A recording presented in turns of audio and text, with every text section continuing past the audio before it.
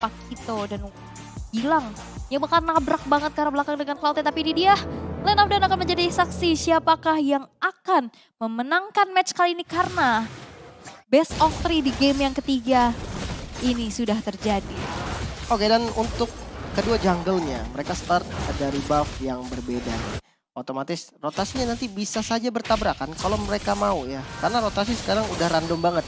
Gak bisa kita bilang buffnya beda ntar akhirnya akan nabrak, nggak juga.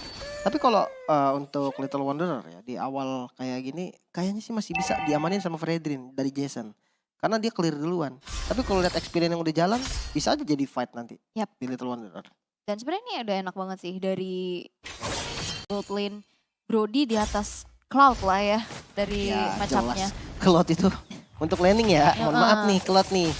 Kayaknya Layla juga masih enak dah daripada sama Cloud ya. Range ya. Diadu juga nih kayaknya masih menang Layla sih, laning ya. Benar. Oke, tapi untuk saat ini masih bisa dipegang bahkan justru early-nya ya dari tangan RRQ di mana Jason dengan Fredrin yang sudah mencoba untuk crossing ke arah jungle yang dimiliki oleh Demon sendiri terkena dengan adanya efek knock up dan bahkan Walker dipaksakan untuk mengeluarkan satu buah Wings by Wings 4 player dari RRQ Sena membuat dari DNS saat ini harus mukul mundur terlebih dahulu dan itu dia gajahnya. Gajahnya keluar. Bahaya banget, skin Jujutsu memangnya keren sekali. Di suaranya loh. Iya. Tapi ada yang mau nge-give gue kira-kira ya? Masih ya? Masih, coba usaha. Oke, tapi itu dia satu buah pergerakan di mana Lord Mei harus dipaksa untuk mundur karena sebenarnya ini nggak ada agresivitas yang terlalu gimana, tapi ngepoknya itu loh ngeselin. Iya. Dan akhirnya harus mundur lagi dan itu kan membuat buang waktu akhirnya. Benar. Sebenarnya kalau untuk diadu ya benar-benar all in banget nih. Mungkin ya Julian punya sustain juga sih. Itu yang bikin lebih enak nanti dari Okta. Tapi ternyata Turtle yang di-setup oleh Raki. Oke, Turtle bersetup tapi first blood tercipta di tangan Don di mana Walker berhasil dihilangkan tapi ada yang landing dari satu buah Black Dragon Form tapi Diamond ternyata berhasil untuk mencuri dari Turtle yang disetup terlebih dahulu. King Brian sendiri di depan sana menjadi garda terdepan tapi King Brian pun gak bisa lagi bertahan terlalu lama karena 4 player dari RQ Sena langsung memberikan damage terhadap King Brian tersebut. Pertukaran antara nyawa dan juga Turtle tapi masih bisa diunggulkan oleh RRQ. Oke. Sebenarnya setup memang dilakukan sama RRQ tapi DNS dia punya Yuzong. Yuzong ini powerful banget di level keempat dan kali ini Gilang yang coba untuk dikejar. Untungnya masih bisa selamat ya. Dia masih bisa mundur ke belakang, spell dia juga sprint. Jadi dia benar-benar harus cari jarak. Jangan sampai Violence ataupun Dawn nantinya bisa dapetin kill ke arah dia. Wah, tapi di atas ternyata ada pick off yang kembali terjadi terhadap King Brian yang harus tumbang untuk kedua kalinya. Sebuah setup yang begitu manis, tapi Diamond dengan retributionnya berhasil untuk mengamankan Little Wonder, setidaknya mencoba untuk mencicil lagi, memperkaya dirinya. Pranata yang sneaky peeky di area rumputan, memberikan sedikit damage, mencoba untuk nge-clear wave minion secepat-cepatnya, tapi Lord Mei yang mencoba untuk membabysit ke arah Gilang sekarang mencoba untuk berotasi terlebih dahulu. Jason di tahun lagi kali ini Diamond easy kill. Gak bisa kabur lagi kemana-mana, gak ada backup juga yang coba dilakukan. Kayaknya memang kejauhan sih dari Demon. Tapi ini ada perbedaan yang benar-benar kerasa banget sih. Dana Summer Sonic seperti kehilangan tempo dan arah di game yang ketiga ini. Dan kendali dari RRQ Sena dia begitu baik sih. Pick off demi pick off, objektif demi objektifnya. Dan sekarang Don sudah selesai dengan adanya Heptasis. Waduh, ini sih solo kill bisa banget nih terjadi terus-terusan. Malah yang gue takut nih, tiba-tiba Don yang nge-switch dan dia ngelawan Cloud. Cloud itu sekali getok sama dia kena Heptasis, waduh, bonyok langsung papui dia. Pala puyeng.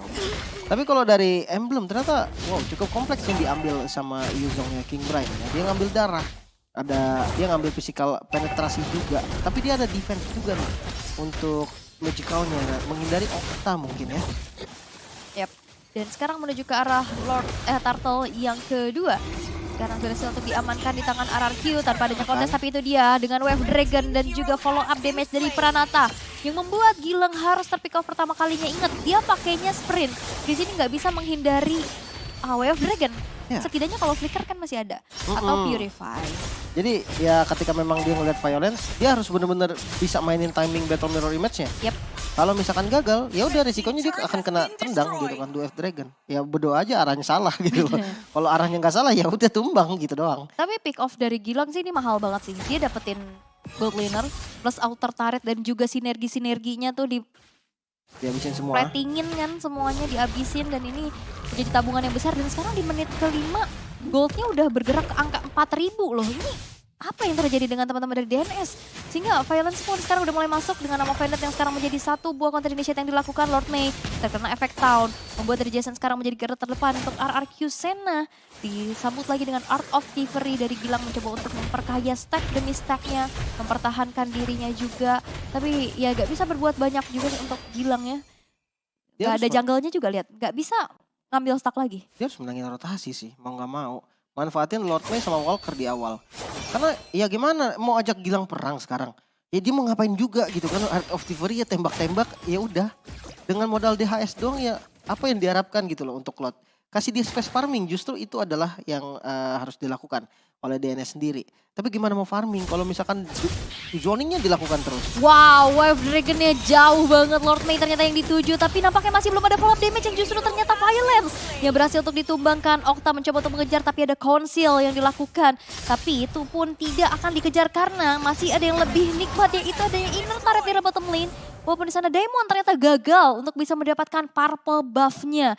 Dan walaupun sebenarnya Violence sebagai roamer yang hilang, ini gak worth it banget karena inner turret dan juga purple buff yang ditukarkan. Inner turret yang hilang, otomatis vision di bagian bottom lane yang mulai tipis nih untuk DNS sendiri.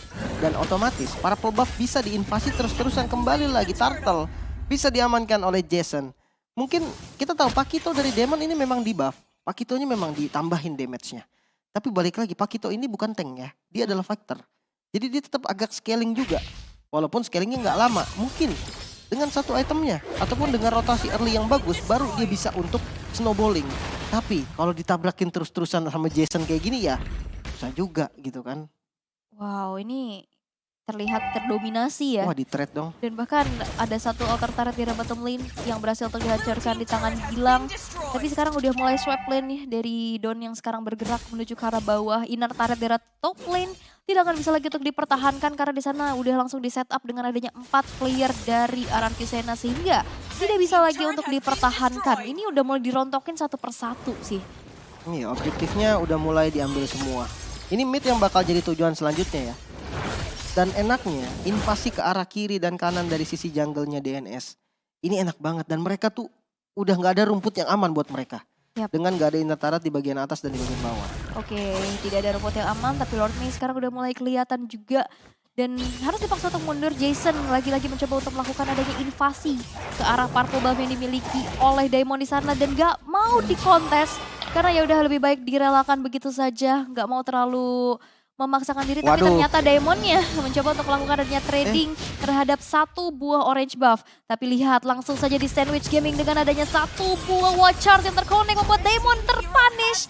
Satu hal yang begitu mahal kembali tercipta di mana RRQ Sena mendapatkan keunggulannya. Violence kali ini terculik sendirian di depan sana tapi Violence masih terlalu tebal, masih terlalu tanky untuk bisa ditumbangkan dan 3 player dari DNS yang justru harus dipaksa untuk mundur terlebih dahulu. Feeder Ice Strike udah mentemukan tapi di cancel karena Jason is coming. Retribution yang membuat efek tahun juga efek slow dari Walker-nya akankah dia bisa selamat tapi pressure work dan juga mega kill. Satu buah power nature terakhir membuat dari Walker-nya pun berhasil untuk dihilangkan. Blazing Duet di arah top lane tidak berhenti sampai situ peperangannya dan bahkan dari Tower Defense Memory masih belum cukup untuk bisa menumbangkan Gilang di arah sana. Tapi Gilang berlari ke arah yang berlainan. Akankah dia bisa selamat? Masa sih? Battle Mirror Image tapi masih bisa mundur. Tapi Don mencoba untuk menghalangi jalan yang akan dilalui oleh seorang Gilangnya. Masih dikejar tapi satu hit terakhir. Apalagi dengan satu high end yang dibawakan, Gilang pun tak selamat. Dia pakai wall charge juga tadi. Yep. Sebenarnya udah bagus banget dan itu backupnya udah datang juga tuh dari Pakito. Namun kali ini Lord yang langsung di setup oleh RRQ sepertinya bakal menjadi free Lord. Dan yes, tidak bisa dikontes sama sekali. Satu keuntungan lagi untuk RRQ dengan perbedaan 6.000 gold. Memantapkan lagi keunggulannya dengan mendapatkan Lord yang pertama. Oke.